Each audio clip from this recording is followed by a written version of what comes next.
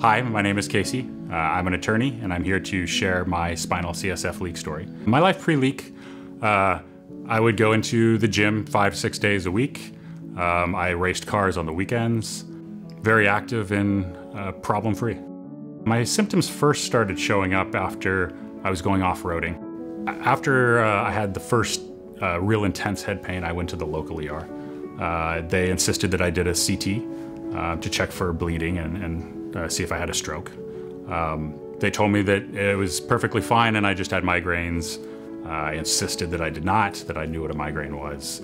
However, they gave me a migraine medication and sent me home. Over the next several days, I was very convinced that this was not a migraine.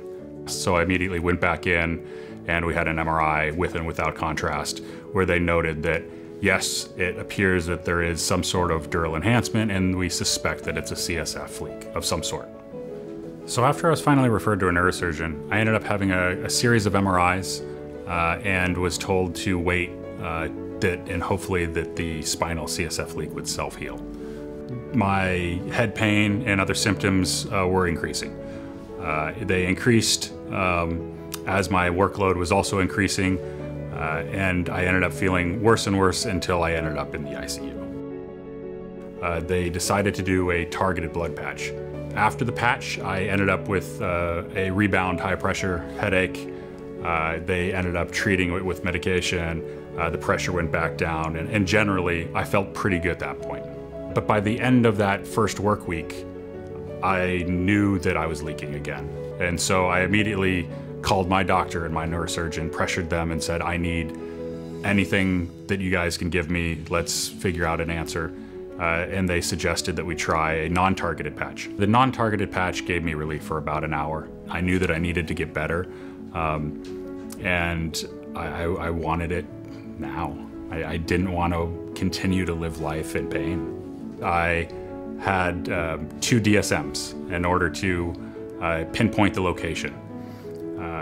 The surgeon was able to analyze the images and came back and was confident the leak was right at T1 and T2 on the anterior side. Right after I got out of surgery, my head felt great. My body, on the other hand, was quite sore. Back pain was intense, and I had some numbness in my legs. I ended up having to use a walker for several weeks and a cane for several weeks after that. Now, 6 months post-surgery, I rarely, if ever, think that I have any issues with my head at all. I mean, I feel fantastic. One of the things when I was leaking was I lost hope that I would never be able to do the things that I loved. And so I want to show people that you can return back and do the things that you love.